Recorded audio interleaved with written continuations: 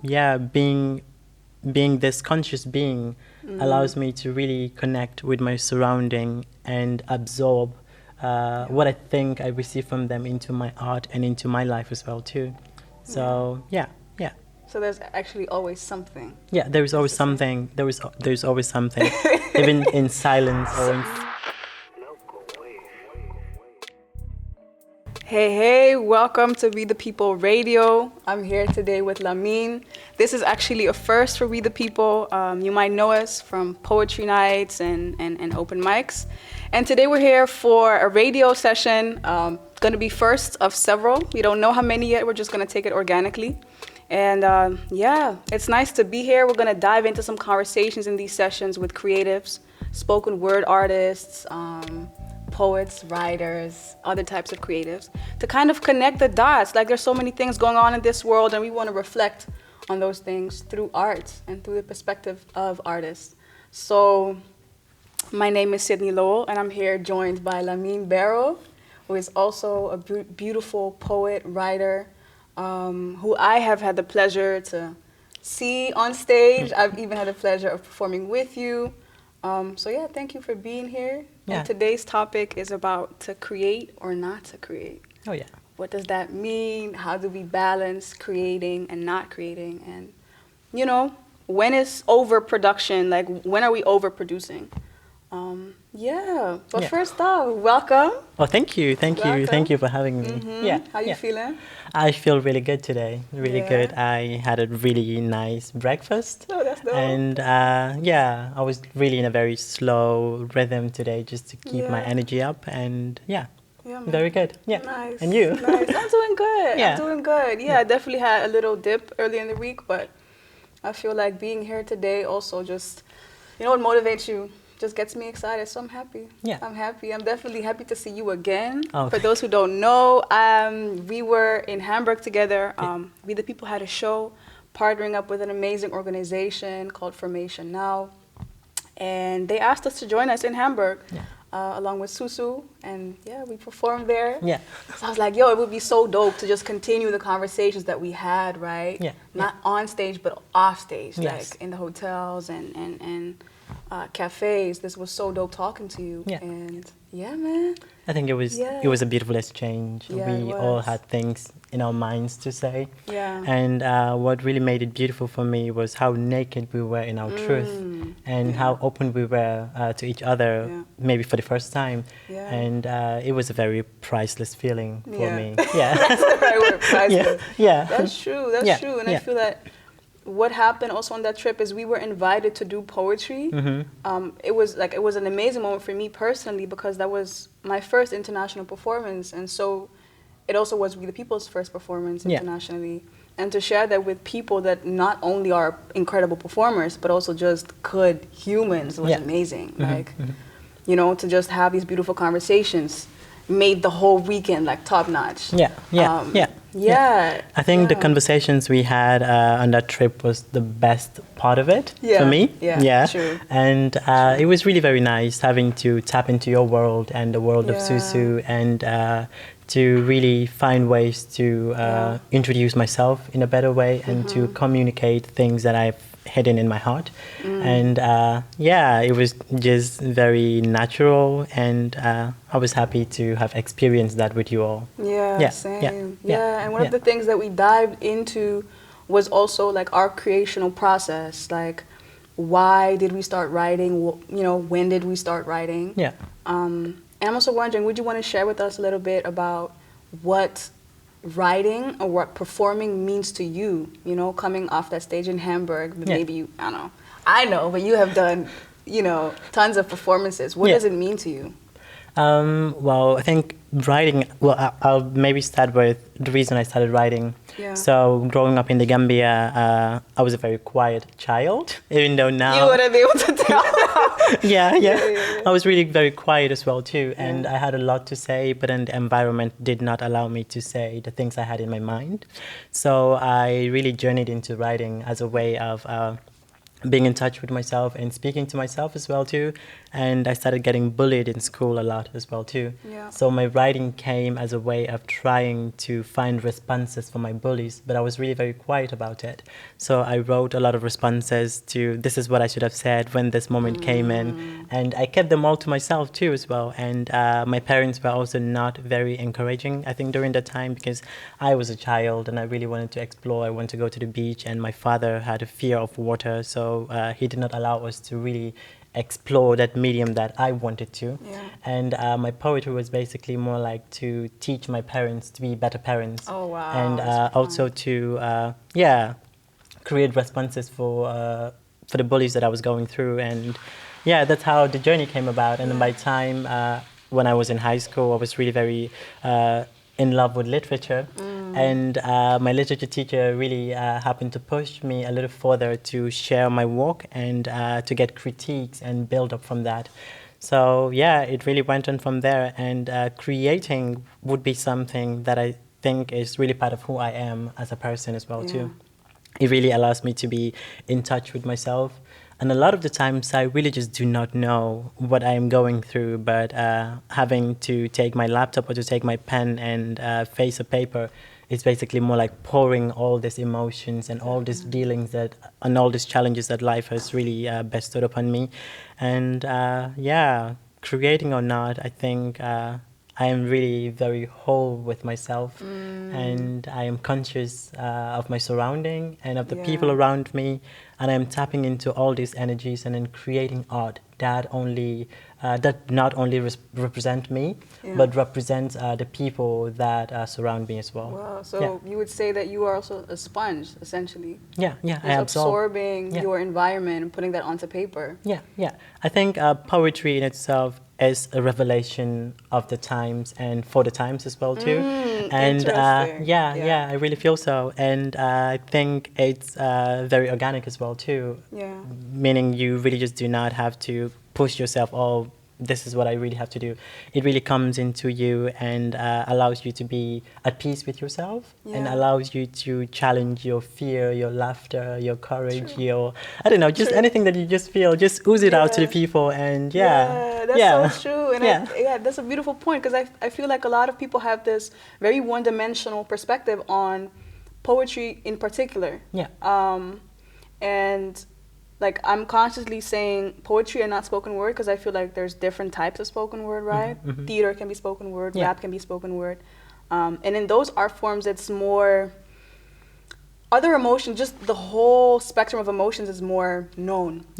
Within theater, happiness, excitement, and anger. But people don't think angry poets exist. Like, they think we just speak about flowers and shit and like how depressed we are and stuff. Like, there's some strong messages that people are putting out there, and those messages might just be about their happiness and their joy and how they see themselves and people around them, you know, not just, for example, people think nowadays a spoken word artist is someone only speaking on political issues.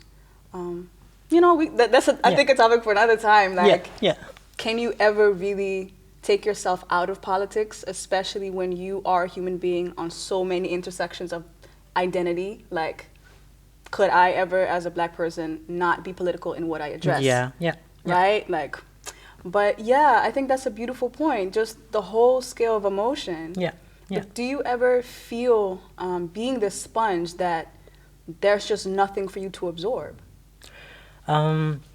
I think I'm really very in tune with myself, and that also allows me to be very conscious of things that happen around me, and being very vulnerable to the ills of society, and being very insecure sometimes as well too.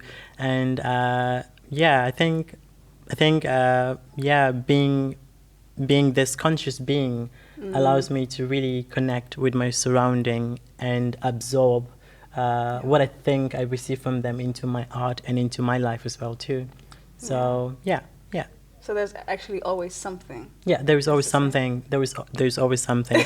Even in silence or in speaking, there's always something. There's always something in my mind. There's always something in your mind. And poetry really allows us to explore that medium and push it out True. Yeah, yeah. On the topic of that, I do have something. Okay. I have something for us. Good. So, on the topic of there's always something to write about. Yeah. Sometimes I feel like there's this, we call it writer's block, or just you don't really feel like writing. Yeah. And then one time I realized I hadn't been writing for so long. I hadn't been writing like I used to. Yeah. And I also saw that it wasn't my main form of expression anymore. Instead of writing what I was feeling, what I was going through, I was dancing, I was moving. Yeah, yeah. And I think that whatever was supposed to be addressed and expressed that way was done in that manner, but it just felt weird. Yeah. Kind of very subconsciously making that transition and leaving poetry out of the process. Yeah. So one time I figured, let me try to just speak poetry, and what came out it wasn't coherent. Like it just didn't feel well, you know what I'm saying? Yeah. I heard myself speak, I was trying to freestyle, and it was whack. Yeah. Like it was whack. I told the city, this is whack. Yeah. So I wanted to take it back and just really reflect what I was feeling in that moment, which was, I don't know what I'm supposed to talk about right now. Okay. So I wanted to like share some lines with you. You already know this poem actually because I performed it in Hamburg. Oh, but great! Yeah. maybe it's something that you resonate with, or people watching, maybe you resonate with this. Yeah. Just some snippets. I've been looking for the right words, but it seems like there's no right word, no right or wrong, no poem or song. It's like every word is already written. What's the poet's purpose if it's repetition? Too many emotions to put in a sentence, so I haven't picked up a pen in quite a minute. Because have you ever heard yourself speak as if you and your tongue were not connected? Believe me, that's like you only existing in third perspective. A poet sure loves her words, but sometimes I just have to keep them at a distance. Yeah. Yeah. Yeah. I think it's a really very honest poetry as well too. Yeah. So there are days that you really just do not, as poets, I think you can basically be repetitive of what's been said and say it in a different medium. And there's always something that's unknown. People always feel that poets know it all. And they really have to construct words as to how you feel and be able to really communicate that clearly. And I think this poem for me is really exploring the unknown and being very much in tune with the time, especially of creation and of self as well too. So I find it really, really honest and open as well thank too. You. Yeah, thank you. Yeah. It felt that way as well. Like also accepting the fact that at that moment I didn't have anything else to write about. Yeah, yeah. Which is a topic in itself. And to kind of go back to the subject of this episode, to create or not to create. Yeah. Going with that whole, of course, in these times, these corona times, some of us have really been confronted with a halt on our performances. Not being able to perform, not being able to co-create with other creatives and like minds. Yeah. And obviously that can do something to your mental. Like you might be stuck at home. You won't see the people that you're used to seeing or having that creational output that you're used to. Yeah. And so, I think in a lot of ways that's very similar to what you as a writer, performer, creative might go through every once in a while, just seeing like, do I have to create right now? Do I have to perform right now? Yeah. Does there have to be output for me to be legitimate as an artist? How do you deal with that? Like, do you ever feel like there's nothing for you to say? Well, I do feel sometimes that there is nothing for me to say. But even in my nothing, there is something. And that something really have to do with in exploring the unknown as well too, because then I really just don't know, but for some reason it always appears that the ones that don't have something to say are the ones that do have something to say, and poetry really comes into that perspective as well too. Wait, and, can I just quickly interject? Like when you, because I want to highlight this, right? You said those who seem like they don't have anything to say usually have the most to say. Yeah. Right? Yeah. And could you elaborate on that? Do you mean, for example, marginalized groups or? I think silence is the best form of speaking in a lot of times as well too. The one that's silent and listening has way more to interject than the one speaking. And in a lot of the cases, I think that's who poets are as well, too. Ooh. They're a reminder of the times, they're a reminder of the void, they're a reminder of the empty and, the beautiful in our surrounding as well, too. And which also makes it connect back to the conversation as well, to people thinking that poets really have to be beautiful in their presentation or be beautiful in their creations. I think there is beauty in the ugly than there is in the beautiful, because the beautiful is just an empty word. Yes. What Call is Sydney it? beautiful, and then everyone. What is that? Yeah, I think beautiful is a really very pretty yet empty word, yet the ugly is really very interesting and worthy of exploring into than the beautiful is. Because we're so quick to accept whatever is what we think is beautiful. Yeah, and we want to be called beautiful. Yes, we want it so bad. And but yeah, I think it's basically more like being in lead of your fear. And having to accept yourself as an ugly being, because I think once you realize yourself as an ugly person, there is power in calling yourself ugly. Yeah. There is a desire in trying to make yourself feel better, and I think ugly in itself is a very empowering yet self-realizing adventure to really go into. Definitely. Yeah, that's beautiful. Yeah. That's beautiful. Thank you. Yeah, because oftentimes I just see that it's very hard for us to, as humans, period, right, to accept what we think is ugly, and also always this duality of ugliness versus beauty, and not realizing there's such a big gray area, and that whole matter of fact, the whole spectrum is made up of us, like our perception of reality and who we are. And I think also what you said about there's speech and silence, like there's a story that can be told through silence. Is very profound. Even if that means sharing, for example, a poem like this, like I don't even know what I'm supposed to say right now. Because for me personally, sometimes, well, actually in this period that I just described, where I was moving more versus doing poetry, for me it felt like I could speak. Obviously I could speak, but it didn't feel like I had anything to add. Not that I wasn't valid enough, but just re-evaluating how I speak words. Like, am I just speaking to speak, or is there actually something I'm adding here? You know, am I not just wasting my energy on what people expect me to say?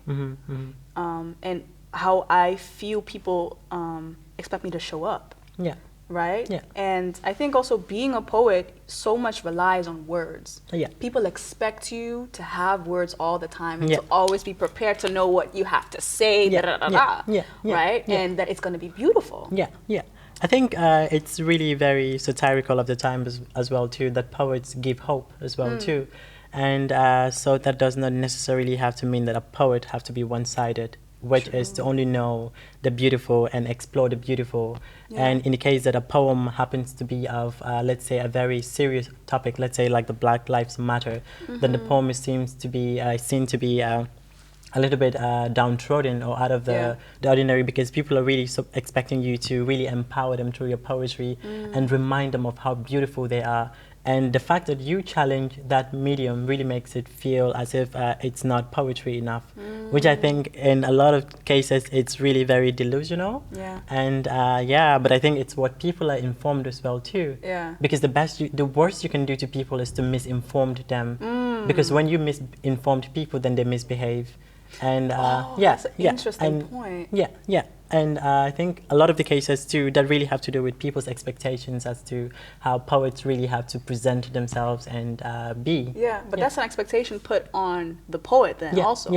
Like and I'm just trying to analyze, right, as you're saying this, like what is the process like in people's minds in general, not just the poets as some type of like, you know, divine being, but just all around us, you know, with people, but specifically now with poets. What is it in people's minds that they expect something of you as a poet? You said, for example, that people often expect poets to provide hope. Why do you think that is? I really do not. But then I think in my case as well too, we all go through a lot in our lives as well too. Yeah. And then sometimes what I want to forget, you want to remember. In this case too. Yeah. And so it's basically more like a conflict of interest. So you want to hear something and I want to present something. Yeah. And we do not have like a common ground. So a lot of the times it's with expectations and what we receive as well too. Yeah. And if my desire to do a poem for you is something that I resonate with, something that I value, and it's a gift for you, but if you really just do not appreciate it, or if you really just do not need it at that time, then you find it quite conflicting. Yeah. And I have done my part in giving you my gift, so it's either you appreciate it in a good way or denounce it. Just not receive it. Yeah, True. Yeah. And I'm gonna ask a really, well, maybe it's not hard. Okay. But like this existential question: what is poetry? Who is a poet? To frame this beautiful conversation, what is poetry? I think what is poetry? I think poetry is finding a balance between your ugly, your beautiful, your hurt, your laughter, your pain, and communicating it out. It's I think it's, for me, it's about unweaving the challenges that you go through, the experiences that you go through, and it's still finding a way to really be in touch with yourself and give yourself hope, courage, and love, and being able to talk about these things and share them, because it's very therapeutical when you really have to share something that you go through. Definitely. And and heal from it.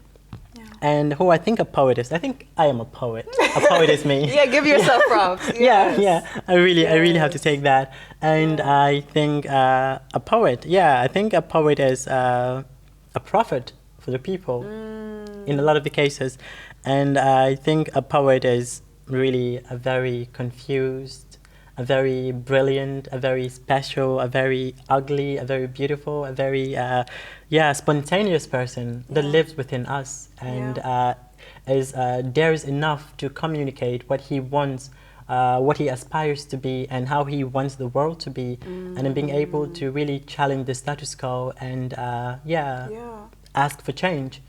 And in a lot of cases give hope to people. I think that is what I would call a poet to be at this moment. That's a very beautiful that's a really beautiful description. Thank you. Really, and I'm just thinking, like, if there's anyone here watching this who wants to add, even though Lamin covered it beautifully from his perspective, but let us know, what is a poet to you? What is poetry to you? You know, like we use these words so often. You know, speaking on the topic of words and creating, speaking or not speaking. What do these words actually mean? Because I think in the past month or so, I think it's been a back-to-back situation where I've had people have conversations about what is art, what is an artist, what is poetry, what is a poet, right? And I think, well, I didn't come to that point, but I think for a lot of people who come to a point of writer's block, similar to what I had and wrote down in this book, it can seem like all your value as a poet just decreases. As your output as a writer isn't there anymore. Like because let's say you're a builder, but you're out of bricks. How are you going to build? So in the eyes of other people, you're not a builder anymore. Because you don't have anything to build with. Right? So I think it could be very easy to, as a creative, to feel like, hey, but I'm out of fuel. I'm out of fuel. For example, words. I'm out of words. Does that make me a poet? Am I still doing poetry?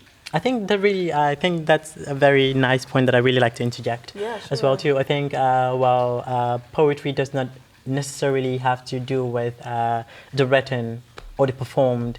It really is what is expressed, what is seen, what is heard, what is perceived as well too.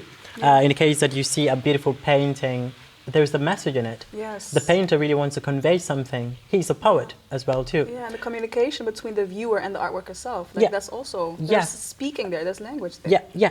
And with music as well too, with dancing as well too, there is always a form of communication. People really want to move their body to communicate. People want to use different mediums to communicate. Like you mentioned the other time when we were in Germany as well too. Some people want to create or communicate by the things that they craft with their hands as well too. Yes. It's all a way of communication. Yeah. And until you have the courage to really ask the question, what is this? I think, there's a lot that we're really passing by without really questioning. So questioning also allows us to inform ourselves and to know the things that we've never known as well. Yeah. Yeah. just have to go. Yeah. I like that. Yeah. True. Yeah. True. I thought about this session as well too, and I thought of a question as well too, because then yesterday I started writing a poem, and it's what happens after a poem ends. Ooh. Who are you after a poem ends? I think this is a really very nice medium that I'm really exploring right now to really ask myself, who am I after my poem ends? Who am I after I think I have actually given the vision of myself or of a story that I think I know? Who do I become? Do I become satisfied? Do I become promising? Do I become ugly? Do I become beautiful? Do I become sad, lonely, depressed? Who am I after a particular poem ends? Yeah. Yeah. Have you ever gotten around to answer that question? No. I don't know. This is I think this is a time that I really just do not know. I think I don't know, but I really want to know, who am I after a poem ends? Yeah. Wow. I don't think I've had anyone ever ask that question. Yeah. Or that I know of it. Yeah. That's a really beautiful point. I think I started working on it yesterday, but it's basically more fresh. like jotting on things. But then I really want to know who I am after a poem ends. Yeah. I think it's a beautiful medium worth adventuring. Yeah, true. Yeah. Also, because it plays with what you said, the unknown, and I feel sometimes whatever you write down, it becomes so finite. Yeah. Like when you think of how people manifest things, right, and they want to write them down on a piece of paper, put it out in the world. Yeah. Holy scriptures that people hold in such high regard, laws that are written on paper. Yeah. Right. There's this almost divine nature that people assign to the written word. Not in all cultures, obviously, but in this culture. Yeah. Western cultures, like when you write something down, it becomes powerful. And whether you write a poem down or you just speak it, you know, from the top of your head, I think that's a really interesting question. Who are you after that poem? Yeah. Because I personally really feel that a poem can change you. It can change you. Yeah. Yeah. And in some way, always for the better. Yeah. As in, it will propel you forward. Yeah. Yeah. Even if it feels like a backward step, it will propel you forward in thought, or you might learn something new. Yeah.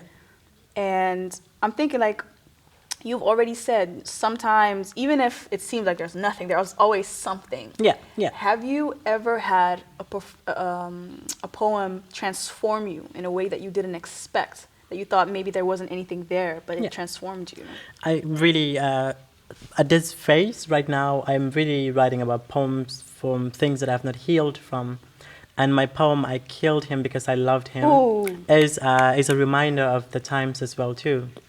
Growing up in the Gambia and having to identify to a different kind of setting which is not expected, or which is basically a taboo, and having to be in an environment where I feel safe and that I can really explore the things that I've not healed from. So I Killed Him Because I Loved Him is a poem for my childhood. I write this poem to touch him, to really tell him that he was loved, even though he was really helpless in a lot of cases. And I write this poem to really put him to rest so a new me could begin. So I think to answer this question, this would be, and take my silence as a charity as well too, which I wrote as well too. So this is also a poem of the things, of the people I have not forgiven, or the people that have hurt me. But still in that hurt, I found the courage to really speak about it, to really say their names, and to forgive them. And at the end of the poem, and remind myself of where I come from, and who I aspire to be in the future, or how free I aspire to be in the future. I feel really rich within myself. Yes, with my you heart. look like it. Yeah, You definitely do. Yeah. I feel really, really rich, and that's not of materialistic wealth. It is of my soul's richness and Yes. the people that I'm surrounded with. I think I'm a really fortunate person. Yeah, that's some gems right here. That's some gems. Yes, Yeah. I hear you. Yeah, I hear you, and it also sounds like those poems that transformed you. You put heavy intention into them. You heavily, like the fact that you wrote a piece to your inner self, your childhood self. Yeah. That's like, of course, transformation is gonna come from it. You know what I'm saying? Yeah, That's yeah. can only happen. You know. Yeah. I think that's a beautiful point. I'm lucky to have witnessed you performing those poems. Yeah. What does it do to you when you perform them? I think this might answer the question as to who are you after a poem ends. Aha. You feel relieved after sharing it with people and then finding a mutual connect. People really appreciate your story. It doesn't necessarily have to be validated. It's just more like a self-endowment, a self-satisfaction that you really receive after you've read this poem or after I've read these poems. And I think I feel really relieved that I have turned certain pages. Yeah. And I'm now aspiring to... I like that. Turn the pages. To just turn more books coming and just finish up with them and then just go. Beautiful. I think. Well, it's life. It will roll itself, and the best we can do is just walk by its side and sing it a lullaby if we need to. But then, just move on. Move on. Yeah, just move on. Yeah. So relief is a huge part of what happens after you finish the poem. Yes. Beautiful. It could also come with a little bit of fear as well too, because then you're newly speaking about these things that you've not spoken about for years, and even though it's a new environment, you might feel safe.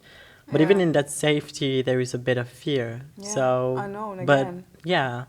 But I would say relief would be the word for it. Yeah. Yeah, sure. And with these experiences that you are able to have after performing or after writing, I'm curious. Have you, in this time, this 1.5 year, have you been performing a lot, like, or did Corona just put a halt to your performances? Like, Corona put a stop to it, but then even with that, I wouldn't say it put a stop to it. It was basically more like live performances. Okay. I was still performing on the laptop, but I really just do not like that because I think I'm the kind of person that really wants to feel energy, receive it, and give it as well too. And I am very selective too where I perform and with who I do it with. Yeah. And but then I think Corona really did not stop, but it really paused my deliverance with people. And after Corona, I did a lot of performances, so many performances, so many performances. Yeah. And I was really very happy that I could really connect with the stage and with the audience, and really express myself. I think, which is beautiful as well too. But also too, just like we mentioned as well too, the people that you ooze your poetry to, the people that you give it to, really have to deserve it as well too. And so a lot of the stages I've not performed at because I do not think that I feel the need to really stand there as a poet. If the stage does not inspire me, I don't want to be there. Yeah. Also too, I think I also put into mind the kind of person that I am. There are some environments that I think I bloom, and there are some environments that I think I wither, and I choose the ones that I bloom at, and then give them the gift of my voice, my time, my presence, my poetry, and allow them to inspire me as well too. Yeah, it's an exchange. Yeah, exactly. You get on stage, you bare your soul to people sometimes. Yeah. And you want to have some level of exchange, like to know that what you're giving in some way, even if only energetically, can be reciprocated. And you feel that you're respected in who you are, not just as a poet, but as a being, period. Like, it's not validated, but it's appreciated, it's respected, Yeah. as you should be. Definitely. As you should be. Yeah. It's a trust. I think it's a trust. To read your poem to someone is a trust. Yeah. That I'm being vulnerable with you right now. Would you take my vulnerability and throw it out the window? Or would you just take it and stare at it and then reflect on yourself and build from it? Or would you, just, it's my piece of trust to you. So what do you do with it? Exactly. Yeah. And so how did your spirit respond in that time that you couldn't or wouldn't do live performances? I think I was really at peace with myself as well too, to also know that there's a break and to not force myself a lot of the times with the urge to create something new, so I can put it out there. It's also a time for me to look in the mirror and get used to myself. Also to really sit and do nothing and see something that comes out of it. Ooh, also the time to really be at home and with the people that I love. And being able to understand yourself better, I think, as well too. But mostly to really understand yourself, especially with the lonely, especially being alone and self-discovering a lot of the time. So it wouldn't be something that I would call a waste. It's something that happened organically, just so that I can be who I am supposed to be. Yeah, I relate to that. Yeah. I really relate to that. It feels like, for me, it was the right timing as well. Yeah. Like being able to justify, I think, the break I needed. Yeah. To not just the outside world, but also myself. As in, what we just spoke about, giving as an artist, going on stage and giving your energy, but just giving in general can really deplete you if you're not putting enough emphasis on self-care and just nurturing yourself on whatever level you need to. And I think that when there is so much emphasis put on, or when you yourself as an artist put so much emphasis on performing and giving, and there's no balance between that output and input of what you're putting into yourself. That whole magic surrounding performing. It just, to me, it was dissipating. It was not cutting it. Like that high energetic feeling that I had, it wasn't happening. And what I said in the poem, like, it feels like every word has already been written. Like, what is the poet's purpose if it's only repetition?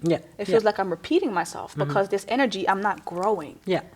And so that moment where I saw, hey, shit, I don't have to perform right now. This is actually very organic because I don't need to. I'm gonna pour into myself and see, like you said, what I can discover that I didn't allow the space for when I was in this mindset of performing the whole time. And so for me, what happened was I started getting more into movement and seeing how my body would speak for me. Right? And I know you do that too. Like, would you want to share? Would you want to share with us a little bit about that? Well, I think during the Corona time as well too, I was also waiting on my residential permit. And with that, I had quite a lot of time to myself, and it's being home and finding a way to do something other than poetry. Of course, too, I do a lot of sketches, but different from sketches too, I really gave my body to moving. And with movements, I'm able to really release some energy into the room and tap into a different form of art as well too. And I think this has also made me realize that for the future, I would really want to embellish my movement, sound, and words in a very whole kind of a thing. And it's basically more like experimenting, because then it's not something that is accredited, and it's something that is out of a passion, and it really needs to find a way to really come out in a beautiful way. If that needs or not to be. maybe it's we don't know. But whatever form it takes, I am really interested to explore it. I think And do you feel like you through those times, whether performing or not performing, do you feel like you have a good and healthy balance for yourself between your creational output and your input? I think I do. with regards to my creational output and the things that I really write about, I think when you invite me to your show, I present to you what I think I am okay with. And of course, too, I'll ask for your input. I'll ask for what you really want for a show. But then a lot of the times when I receive gigs, it's basically more like what I want to share. Yeah. And if you really have, some input into it, and that goes in line with my ability, I give into it. But then it also challenges me to, keep writing, keep being honest to self, and see what comes out of it. Yeah. And because with input, I actually also meant like what you put in yourself to nurture you. So what you do for self versus what you put out as an artist when you speak. Oh yeah. Like, do you feel that you as a poet, as an artist, as a creative, have a good balance to maintain yourself, to not feel depleted by doing the things that you do as a creative, like performing? I think I do. I'm really in tone with myself. And in this case, I ooze out things that I'm okay with. Yeah. So I really just do not have to feel pressure from the outside world or what I need to do, whether performing on a stage or not. Yeah. I just want to be true to self and bring out things that the time allows me to and inspires me to. Yeah. Beautiful. That's really beautiful to hear. Yeah, thank you. That's really beautiful to hear. Yeah, thank you. I don't know. Something is happening. Something is happening. Yeah, but that's a beautiful point. That's a beautiful point. And I've had multiple people tell me, including myself, I had this as well, where you reach that point of depletion sometimes. And sometimes it makes me feel sad. Like, how so? Yeah. Because I love poetry. I love expressing myself. Yeah. And ever since I was little, I mean, I can talk. You know that I can talk. I can talk. And I've never. Till the sun comes out. Yeah. Literally. And I've never shied away from it. Yeah. I can be quiet. I can be very quiet. Yeah. But when I speak, I speak. Yeah. Right. So, it made me sad at times to feel like this big part of me, which is actually also one of my love languages in life, communication, wasn't cutting it. That whatever I was feeling in my heart and in my mind, it wasn't happening. When years ago, that's actually how it started for me, poetry. Poetry for me didn't start, for example, with taking classes or, no, it really started out as this urge to document moments, not even to write pretty, but just to document moments and make mental photographs of my mind. Oh, beautiful. Right? Yeah. And so through that process, it wasn't even beautiful poems. It was just words sometimes, just random words. But that kind of made my pen into a muscle, right? To be able to write as quickly as I thought things. And so I really became to value poetry because I felt, oh shit, this is so close to what I think. I don't have to think about that process of translation. It's just instant. And then when that's no longer, well, it's still there, but when you feel like there's no use for it. Ooh, I was like, huh? What do we do? What is that? Right? And so for me, sometimes it's been very interesting, and I've definitely sometimes had to take a step back. And like you said, be very mindful of the things that you need as an artist and what you don't need as an artist. Right? I think the environment we surround ourselves really impact what we put out. To it as well too. And we really need to take care of ourselves too, and mostly I think our mind and our body and our soul as well too, because if we are damaged, then there is no hope for us. And the best hope we have for ourselves is that which we tell ourselves and that which we make believe of ourselves as well too. So in all your sadness, just keep unto yourself as your own hope. That's beautiful. I wanted to ask you, like, what is your last message? Well, you framed it beautifully. Thank you. I think you framed it beautifully. Thank you. And there's a book also that I brought. I showed it to you. It's called Walk with Wings by Tanay Edwards. Yeah. Had the pleasure of having her on one of the We the People Poetry Nights in 2018, and she released a book then. Yeah. So it's called Walk with Wings. And one piece that she has in there is called Stand Tall. Okay. Yeah. And it goes, I have always thought feeding others what they want would get me what I want. But that has never worked. And now I know that it never will. Life has taught me that standing up for my worth is the most fruitful way to get me what I want. So yeah, I want to leave y'all with that, as in we covered that of being very precise, being very delicate with what you choose for yourself, what stages, what performances, what environments you want to nurture yourself with as an artist, as a poet specifically, and what it does to you, to have that balance between your output and your input, but also to enjoy what you're doing, to enjoy the energy that you're putting out, and not to do it for others. So thank you, Tanay Edwards, for sharing that wisdom.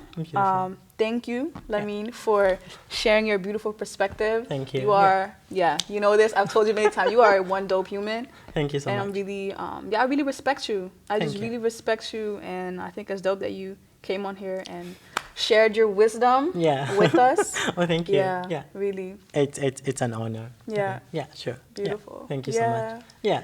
And so, just for you watching as well, like these sessions, these We the People radio sessions are meant to be a conversation. And so there will be different people hosting every time. It will just be an open conversation between artists, no right or wrong. And we want to hear y'all. Like, are there any things that you want to know about? Things that you might wonder about, things you want to share? Like, leave comments on We the People Amsterdam on Instagram and Facebook. Shoot us a DM if there's any topic you'd like us to cover. I want to end with that, and I hope to see y'all in the next episode. There'll be different artists on. So, I feel good. Do you feel good? I do. I feel good. I feel really good. Yeah, I'm happy to hear that. Thank you. Yes. Yeah, cool. Well, thank you, man. Thank you for watching. Thank you, and enjoy your days.